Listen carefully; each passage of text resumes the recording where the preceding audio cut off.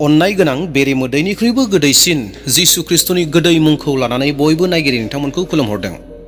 अनजाग्रा नायगिरि नोंथांमोन, नोंथाङा मोनथिगौना नोंथांनि बयनिख्रुइबो देरसिन दुश्मना सोर होननानै? मा नोंथांनि नसुंसेयाव थानाय नखर एबा मानसिफोरा नोंनि गिदिरसिन सुथुर नामा? ना नोंथांनि खुरमा बाहागोफोरासो? ना नोंथांनि समाजनि मानसिफोरा? ना नोंथांनि मण्डलीनि मानसिफोरा? ना हादोरनि दैदेनगिरिफोरा? अनजाग्रा नायगिरि नोंथांमोन, नोंथाङा नोंथांनि जिउआव सोरखौ देरसिन नोंथांनि सुथुर होननानै नोंथाङा साननानै लायो? अनजाग्रा नायगिरि नोंथांमोन, जायखौ आं मुंख'बोबाय बिसोर सासेबो नोंथांनि गिदिर दुश्मन एबा नोंथांनि सुथुर नङा, नाथाय नोंनि बयनिख्रुइबो गिदिरसिन सुथुरा नोंथाङा गावनि थाखाय, नोंनि थाखाय गिदिर दुश्मन। नंगौ, बे बाथ्राया सैथो अनजाग्राफोर। येस, नोंथाङा सैथोखौनो खोनादों। नोंथाङानो नोंथांनि बयनिख्रुइबो गिदिरसिन सुथुरा। बे बाथ्राखौ खोनानानै जेसेबांखि सोमोनांथावना खोनादों, बेबायदिनो सैथोआबो सोमोनांथावै बेयाव दङ। अनजाग्राफोर, दिनैनि बे भिडिअ'आव जोङो बे बिसयआवनो गोथौयै बाथ्राखौ सावरायगोन आरो जों सोलोंगोन माबायदि गाव गावनो जे जोङो जोंनि थाखाय सुथुर जानानै दङ, बेफोर गासैखौ जोङो गोथौयै मोजाङै सावरायज्लायगोन। अनजाग्रा नायगिरिफोर, जोंनि इमोशन, जोंनि साननो हानाय गोहो, जोंनि आत्मा, जोंनि स्पिरिचुवेल लाइफ, बे गासैजों जोंनि जिउआव मोनसे दावहाया सोलिबाय थायो। दा दिनै जोङो बेयावखायनो बे गेहेराय, बे गोथौथियाव थांनानै जोङो बाथ्राखौ सावरायगोन। दा बेयावहाय भिडिअ'खौ जोबजासिम नायगोन जों जेन बेफोर बिसयआव रोखा जायो। दे अब्ला जोङो सेथि बाथ्रायाव थांदोनि, बेनो जाहैबाय सुथुरनि सिनायथि, दुश्मन की पहचान। सुथुरनि सेथि सिनायथि बेनो जादों बायजोआरि दाङाबाजिया गुबै दावहा नङा, इसिङारि सौग्रावलायनायानो नंगुबै दावहा। ख्रिस्ट'नि अनजाग्राफोर, गोदान मुगानि गोसो बिगियाना फोरमायोदि 800% जेंनाया जोंनि गोसोनि सिङाव थाखोमानाय गोसोआरि आरो गोसोआरि हेंथाफोरनिफ्राय सोमजियो, जेरै गावखौनो सन्देह खालामनाय, गावखौनो मुगैनाय, रागा जोंनाय आरो अरायबो गावखौ रैखाथि गैयैनि मोन्दांथि खालामनानै लाबाय थानाय, आरो बेजोंनो लोगोसे गोबां रोखोमनि बायदि बायदिफोर दङ। बेखौ नोंथांमोननो बिदिन्थि हिसाबैसो जेरै होननानै आङो बाथ्राखौ दिन्थिखादों। बेनिखायनो इसोरनि बोसोना बेबायदि बुंदों जेरेमिया 17:9, मानसिनि गोसोआ गासै मुवानिख्रुइ बांसिन सोलायग्रा, बेनि रगा सोखाजाया, बेनि सानखोमानायखौ सोर बुजिनो हागौ? अनजाग्रा नायगिरि नोंथांमोन, बेनि ओंथिया बेनोदि जिउनि बयनिख्रुइबो देरसिन दावहाया गावनि सिङावनो दं। मोनसे गुसुं सल' खोन्थानो नागिरदों, बेनो जाहैबाय राजा आरो राजाया गावनि सायख्लुमजोंनो दावहा नांदों। सानसेखालि राजानि गोसोआव मोनसे सन्देह जाबाय जे हादराव सोरबा फैनानै साग्लोबदों होननानै, सोरबाया एटेक खालामफैदों होननानै राजानि गोसोआव मोनसे साथि फैबाय एबा मोनसे भ्रम फैबाय। आरो बेखौ मोनदांनाय लोगो लोगोनो बियो नायगिरथिंबाय, गावनि हादोराव जेरावबो नायगिरबाय जे सुथुरा बहा दङ होननानै। नाथाय नायगिरै नायगिरै राजाया मेंग्लिबाय, मोनाखसै, आरो बियो सासे ऋषि मुनिनियाव थांबाय। आरो ऋषि मुनिया बुंनायसै, हे राजा, नोङो नायगिरनो नाङा, मानोना नोङो हमदांनो हायाखै मा जादों। थां, बे सुथुरखौ नोङो मोननो हागोन, नोङो आयनायाव नायहैदो। आयनायाव नायहैब्ला बे सुथुरखौ नों मोनगोन, आरो बे सुथुरा गुबुन नङा, नोंनो, नोंनि जिउआनो नोंनि सुथुर होननानै ऋषिया बुंनायसै। नंगौ अनजाग्राफोर, जोंनि बयनिख्रुइ गिदिरसिन सुथुरा जों गावनो जायो। जों गोबां समाव समयसाफोरखौ बाहेराव नायगिरो, एबा जेंनाफोरखौ बाहेराव नायगिरो, एबा सुथुरखौ जों बाहेराव नायगिरो। नाथाय गोबां समाव बे सुथुरा जोंनि गोसो इसिङाव थायो, सिङावनो थाखोमानानै थाबाय थायो। नाथाय जों बाहेराव नायगिरो, जोङो गावनि गोसो इसिङाव नायगिरनो बावनानै थायो। फै दानाब्ला जोङो नैथि बाथ्रायाव थांदोनि, बे जाहैबाय सेल्फ डिस्ट्राक्टिभ हेबिट्स, गावखौ फोजोबग्रा गाज्रि हुदाफोर। सेथि डिस्ट्राक्टिभ हेबिट, अलसिया आरो समखौ नस्थ' खालामग्रा।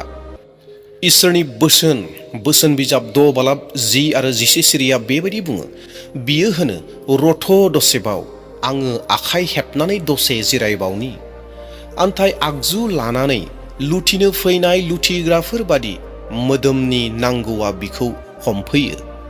बे इसोरनि बोसोना जोंनो बेखौ फोरोंदोंदि जेब्ला सासे बेक्ति सुबुङा अलसिया जायोब्ला, समखौ बरबाद एरैनो खालामोब्ला बे मानसिनि साननाय हनायाबो गाज्रि जायो, मानसिक तनाव जायो। आरो अलसिया जानायानो जिउआव साक्सेसखौ मोनैनि गुबै जाहोन। येस अनजाग्राफोर, मा जिउआव साक्सेसखौ मोनैनि, जिउआव जाफुंसार जायैनि गुदि फिथाइयानो जादों बे जाहैबाय लेजि जानाय, अलसिया जानाय। जेब्ला अलसिया जायो मानसिया, अब्लाना जेरावबो साक्सेस जाया, जेरावबो जाफुंसारनायखौ मोननो हाया। बे अलसिया हेबिटआ नोंथांनियाव थानानै नोंथांखौ नस्थ' खालामगोन आरो बियो नोंथांनि गिदिर सुथुर। डिस्ट्राक्टिभ हेबिटनि नैथि बाथ्रा, बे जाहैबाय मेगन सानाय आरो रुजुनायनि बिस। अनजाग्रा नायगिरिफोर, गोसो बिगियाननि बादिब्ला समाजारि बिजोंनि बे मुगायाव रुजुनाया गोसो बायनाय आरो गाहाय थाखोनि मोन्दांथिफोरखौ बांहोयो। येस नंगौ अनजाग्राफोर, जेब्ला जोङो गुबुनखौ नुयो, नायो आरो जोङो रुजुयो, बै समाव जोंनि गोसोआव मोनसे बेरामा जाफैयो। बे जाहैबाय मेगन सानाय। मेगन सानाया नांदेरो। दा बेयावखाय बे मोनसे जोंनि गावनिनो सुथुर। डिस्ट्राक्टिभ हेबिटनि थामथि बाथ्रा, बे जाहैबाय गाज्रि साननाय आरो गावखौ सन्देह खालामनाय। येस नंगौ अनजाग्राफोर, बे मोनसे सुथुर। बे जाहैबाय गाज्रि साननाय आरो गावखौ सन्देह खालामनाय। बे मोनसे गोबां गाज्रि मोनसे सुथुर। मा जायो, जेब्ला जों गावखौनो हायै होननानै सानना लायो, आङो बेखौ मावनो हाला बा बेखौ खालामनो हाला होननानै साननानै लायो, लोरबांखौ लाबोयो, अब्लाना मा जायो, जोङो इसोरनि इस्साखौबो सेफायनाय जायो। मानोना फिलिपिनि 4:13 मा बुङो, आं गासिबो हाबाफोरखौ ख्रिस्ट'नि गेजेरजों मावनो हायो जाय आंखौ गोख्रों खालामो। इसोरा जोंनो गोख्रों खालामनो, गोख्रों जानो थाखाय जोंनो बोलो होदों। नाथाय जेब्ला जोङो सन्देह खालामो, गावखौ सन्देह खालामो, गाज्रि साननायाव गावखौ दोनो, अब्लाना बेफोर गासै इसोरनि इस्साखौनो सेफायनानै होजोबनाय जायो। इसोरनि इस्साया मा, जोङो इसोरनि बोलोजों जों जेन गासैखौबो मावनो हायो, बे इसोरनि इस्सा। नाथाय बेखौ जोङो सिफायनानै होनाय जायो, नस्थ' खालामनाय जायो आरो जोंनियाव मोनसे सुथुरा सोमजियो। गाज्रि साननाय, गावखौ सन्देह खालामनाय, बे सुथुरा गावनियावनो थायो। डिस्ट्राक्टिभ हेबिटनि ब्रैथि बाथ्रा, बे जाहैबाय निमाहा होनो हायै। निमाहा होनो हायै नंगौ, जायखौ माथाइनि 6:15 ओरैहाय बुङो, जुदि नोंथाङा निमाहा होआब्ला नोंथांनि बिफायाबो नोंथांखौ निमाहा होनाय नङा होननानै इसोरा स्पष्टयै जोंनो फोरमायो। अनजाग्रा नायगिरिफोर, निमाहा होयैया जोंनि जिउखौ गाज्रि आखुजों बुंफबहोयो, जाय देहायारि बेरामफोरबो जाहोनो हागौ। बे बाथ्राखौ जों बुजिनांगोन। अनजाग्राफोर, जेब्ला जोङो सोरबा सासे सुबुंखौ निमाहा होनाय नङा, अब्लाना जोङो मा खालामगोन, गावनि गोसोआव जोङो सुथुरखौ सोरजिनानै लानाय जागोन। मानोना जुदि जोङो गुबुनखौ निमाहा होआब्ला, जोंनि मेलेमाव, जोंनि साननाय हनायाव जोङो सानफ्रोमबो बै बेक्तिनि थाखाय गाज्रि सिन्था खालामगोन। गाज्रि सिन्था खालामनाया जोंखौ बेरामाव लानानै फैगोन। गाज्रि साननाय हनाय, गाज्रि कल्पना खालामनाया जोंखौ लोरबां खालामगोन आरो बायदि रोखोमनि बेरामफोरखौ लानानै फैगोन। दा बेयावखाय जों जुदि गुबुनखौ निमाहा होनो हायाब्ला, बे निमाहा होनो हायैया नोंथांनि गावनिनो मोनसे बानायना लानाय सुथुर बियो, आरो बे सुथुरा नोंनियावनो थानानै नोंखौ नस्थ' खालामगोन आरो लासै लासै नोंखौ फोजोबलांगोन। फै दानाब्ला जोङो थांबावदोनि थामथि बाथ्रा, सावरायनांगौ थामथि बाथ्रा, बे जाहैबाय इन्नार स्पिरिचुवेल कनफ्लिक्ट, गोसो इसिङाव जुजिज्लायनाय। अनजाग्राफोर, इन्नार स्पिरिचुवेल कनफ्लिक्टनि सेथि बाथ्रा, जेरावहाय नोंथांमोननो एग्जाम्पल लानानै फैनो नागिरदों, दिन्थिनो नागिरदों, जेराव पौलनि जिउआवहाय पौलाबो गोसो इसिङाव गावजों लोगोसे नांज्लायनो गोनां जादोंमोन। जेराव रमारि 7:15-20 बे बाथ्राखौ बुंदों। बेयाव पौला एरैहाय बाथ्रा बुंदों, जेराव बियो जिखौ मावनो होननानै सानो, बे मावनो होननानै साननाय खामानिया जाया, नाथाय जिखौ मावा होननानै सानो बेसो जाफुङो एबा बैखौसो मावफ्लाङो। बेबायदि मोनसे गोसोनि बाथ्राखौ बुंदों। डेट मिन्स बिनि पौलनि गोसो सिङावबो गोबां नांज्लाय खमज्लाय, मोनसे कनफ्लिक्ट, मोनसे संघर्ष, मोनसे नाजानाया दङमोन। पौला बेवहाय बुंनो नागिरदों बे जाहैबाय माब्लाबा बबेबा खामानिखौ पौला मावनो हास्थायाखै जिहेतु बियो गाज्रि होननानै पौला मोनथिदों नाथाय माब्लाबा बे गाज्रिखौनो पौलाबो मावफ्लांदों बेबायदि मोनसे बाथ्रा। दा अनजाग्राफोर बे जाहैबाय मानसिनि मोनसे स्वभाब जेराव जोंबो बेबायदिनो माब्लाबा मावनो नागिरो। जोंनि गोसो सिङाव बे मोननै स्वभाबा थायो, मोनसे मोजां मोनसे गाज्रि। मोनसेया बुङो दामाव, मोनसेया बुङो माव। बेबायदि गोसो इसिङाव जोंनि गोसो इसिङाव सानफ्रोमबो नारा नाथा नारज्लायलायबाय थानाया सोलिबाय थायो। बे बाथ्राखौ जोङो गुसुं रावाव बुङोब्ला बे जाहैबाय आत्मिक आरो संसारनि गेजेराव मोनसे नारा नाथा नांज्लायनाय मोनसे दावहा होननानै जोंनि गोसो सिङाव सानफ्रोमबो जाबाय थायो। जों बेबायदि बुंनो हायो जोंनि आत्मिक जिउआव आत्मिक और सांसारिक के बीच संघर्ष को दर्शाता है। नैथि बाथ्रा अनजाग्राफोर जि पौला जे गोसोआव बेबायदि मोनसे संघर्ष नांज्लाय खमज्लाय गोसोआव जे साननाय हनाय जादोंमोन, जिखौ मावनांगौ बेखौ मावा, जिखौ मावनाङा बेखौसो मावफ्लाङो, बे जिथु बाथ्रा बेखौ मनोबिगियाननि बायदिब्ला जिथु कनसाइन्स आरो साबकनसाइन्स दङ आरो बिनि गेजेरावनो दङ जाहैबाय सुपार एग' जायखौ अति चेतन होननानै बुङो। बे गासैनि गेजेराव सानफ्रोमबो नारा नाथा नारज्लायलायनाया जाबाय थायो, जेरावहाय बे जाथायानो पलनियावबो जादोंमोन आरो दिनै गोबां ख्रिस्टियान सुबुंफोरनि गोसोआव अन्तराव बे सिङाव बे सोलिबाय थायो। बेनिखायनो जिसु ख्रिस्ट'आ लुकासनि 9:23 सिरियाव ओरैहाय बुंदों, सोरबाया आंनि लामाजों फैनो हास्थायब्ला बियो गावनि गोसो बादि दा थाबायथों, सानफ्रोमबो बियो गावनि क्रुसखौ बाननानै आंनि उन फैथों। अनजाग्रा प्रियफोर, बेयाव मा बुंदों? गावनि गोसो बायदि दा थाबायथों। बेनि ओंथियानो जाहैदों गावनि गोसो बायदि दा थाबायथों होननायनि ओंथिया जाहैबाय मा? अख्राखौ गार, अख्राजों जे थाबायो, रागाजों जे थाबायो, शरीरनि लुबैनायजों जे थाबायो, बेफोर गासैखौ त्याग खालाम आरो बेफोर गासैखौ त्याग खालामनानै आंनियाव फै। बेनो बे बाइबेल सिरिनि ओंथिया। फै ख्रिस्ट'नि फिसाफोर, जोङो ब्रैथि बाथ्रायाव थांनि। बे जाहैबाय building spiritual and emotional Reliance. बे जाहैबाय जोंनि आत्माखौ बोलो होनाय। जोंनि स्पिरिचुवेल लाइफखौ जों माबायदि बोलोगोरा खालामनो हागौ? सेथि बाथ्रा, आरजनि सायाव बिगियाननि बाथ्रा। गोदान मुगानि बिगियानगिरिफोरा बुङो दि सानफ्रोमबो आरज खालामनाया जोंनि जि मेलेमाव जि मोनसे निउरन थायो, जि निउरना मानसिखौ रागा जोंहोयो, गाज्रि फारसे सिन्था खालामहोयो, बे निउरनखौ आरज खालामनाया सान्ति खालामो, दद्र' खालामो। बेखौ बिगियानगिरिफोरा बुङो। गाज्रि साननाय हनाय मेंनाय गोसोआ सान्ति जाबोयो आरो थांखि लानो हानाय गोसोआ बांलाङो होननानै बिगियानगिरिफोरा आरजनि सायाव बाथ्राखौ बुंदों। जोंनि आत्माखौ बोलोगोरा खालामनायनि नैथि बाथ्रा, बे जाहैबाय ध्यान खालामफिननाय, आत्मनिरीक्षण खालामनाय। जोङो मोनफ्रोमबो हराव उन्दुनायनि सिगाङाव 10 मिनिट सम बाहाय आरो बे 10 मिनिट समाव मा खालामनांगोन? बे जाहैबाय आं दिनै मा सोलोंखो, आङो दिनै बहा देरहाखो, आङो दिनै बहा मा लक्सन जाखो, बहा मा मोनखो, बेफोर गासैखौबो बिजिरनानै नाय। आरो जेराव नोंथाङा सुद्रायनांगौ गावखौ, बेखौ नोंथाङा गावनो बै 10 मिनिट समाव मोनथिनो हागोन। नोंथांहा बहा गोरोन्थि जादों, नोंथांनि सुथुरा बबेयाव नोंथांखौ नस्थ' खालामगासिनो दङ, बेफोर गासैखौ नोंथाङा गावनो मोनथिगोन। स्पिरिचुवेल जिउखौ बोलोगोरा खालामनायनि थामथि बाथ्रा नायनि। बे जाहैबाय जोङो बाइबेलनिफ्राय माखासे सुबुंफोरखौ नायनि जायफोरा बेबायदि खामानि मावनानै जौगानायखौ मोनदोंमोन। जेराव जसेफ, नोंथांमोना मोनथिगौ, गावनिनो बिदाफोरजों फानजानाय, बिश्वासघात खालामजानाय, अब्लाबो जसेफआ गावनि बिदाफोरखौ निमाहा होदों आरो निमाहा होनायनि उनाव बियो देरहासार जानायखौ मोननो हादों।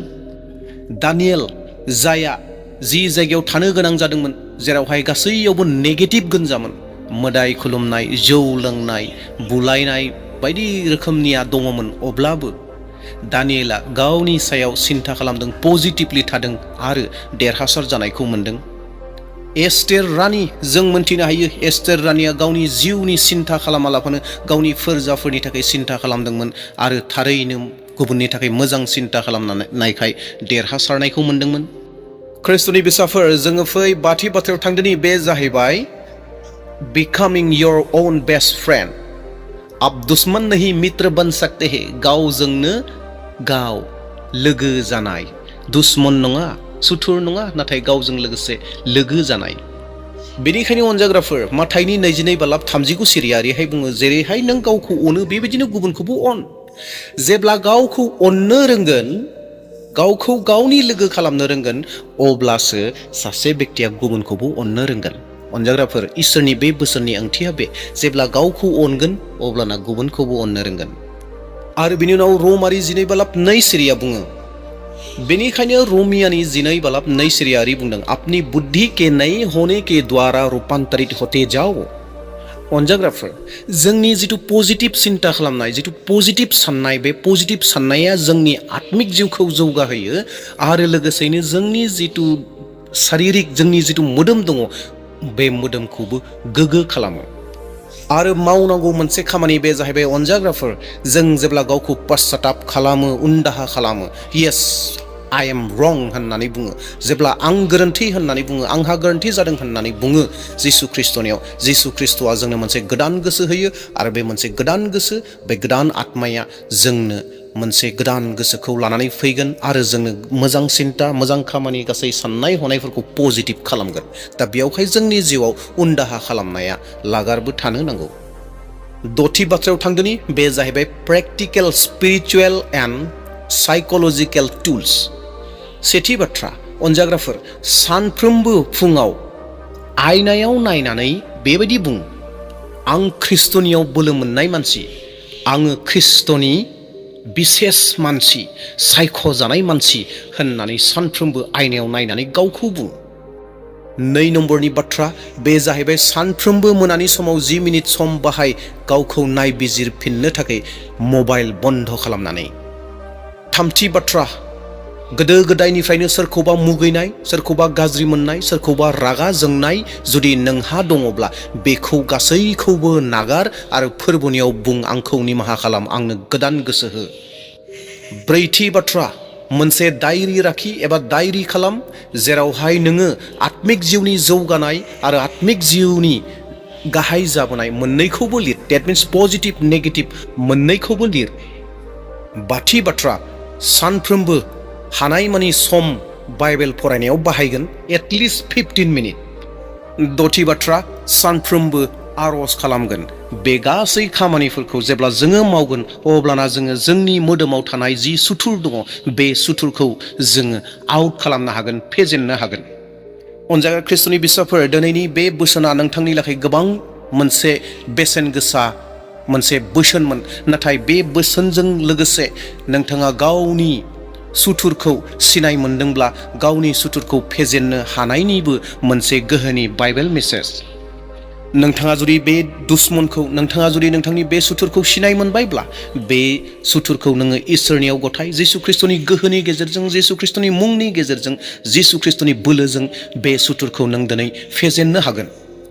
अनजाग्रा ख्रिस्ट'नि बिसाफोर, बाहेरनि जिथु दुश्मन दङ, बे दुश्मना बाहेरावसो खामानिखौ मावबाय थानो हागौ, नाथाय जोंनि इसिङावनो थानाय जिथु दुश्मन दङ, बे इसिङाव थानाय दुश्मना, सुथुरा जोंखौ आत्मिक जिउ लानानै नस्थ' खालामगोन, मोदोम लानानै नस्थ' खालामगोन, न'खर लानानै नस्थ' खालामगोन, मोदोम लानानै बेराम लानानै फैगोन, बायदि रोखोमनि नस्थ'खौ बे सुथुरा लानानै फैगोन। दा बेवहाय बेखौ सिनाय मोननानै जिसु ख्रिस्ट'नि गोहोनि गेजेरजों नोङो बेखौ फेजेनदो। बेनिखायनो जसुआनि 7:9 सिरिया ओरै बुंदोंमोन, डरो मत, घबराओ मत, क्योंकि तेरा परमेश्वर तेरे संग है। जसुआनि 7:9 सिरिया मा बुंदोंमोन? गिनो नाङा, थोर थोर जानो नाङा, मानोना आं नोंजों लोगोसे दं, इसोरा नोंजों लोगोसे दं होननानै बुंदों। ख्रिस्ट'नि बिसाफोर, नोंथांनि बयनिख्रुइ देरसिन सुथुरा सोर? बे जाहैबाय नोंथाङा गावनो बे बाथ्राखौ मोजाङै मोनथिदों आरो नोंथांनियाव खैजोन नोंथांनि सुथुर दङ नोंथांनि गोसोआव, बेखौ नोंथाङा गावनो नायबिजिरदो आरो लोगोसे मिजिं थिदों, आसा खालामदों नोंथाङा गासै बाथ्राफोरखौ बुजिदों। जुदि नोंथाङा बेखौ नायनानै माबा मोनसे आशीर्बाद मोनदों, बाथ्रा रोंदों होननानै सानदोंब्ला गुबुननोबो मोनथिहोदो, गुबुननोबो शेयार खालामदो, जेन बिथांमोनाबो जेन मोनथिदों, आरो लोगोसे मोनसे लाइक खालामदो आरो चेनेलाव सोरबा गोदान फैदोंब्ला चेनेलखौ साबस्क्राइब खालामदो। जोबनायाव नोंथांमोननो लागै मोनसे सोंलु लानानै फैनो नागिरदों, नोंथांमोना बे सोंलुनि फिननायखौ नोंथांमोना कमेन्टआव शेयार खालामगोन। सोंलुआ जादों, नोंथाङा माब्लाबा मोनदांदों नामा दि नोंथांनि बयनिख्रुइबो देरसिन हेंथाया नोंथाङा गावनो होननानै? नोंथाङा जे नोंथांनि बयनिख्रुइ देरसिन सुथुर बे बिसयाव नोंथाङा मा मोन्दांथिदों बेखौ कमेन्टआव बयनोबो मोनथिहोदो। Thank you.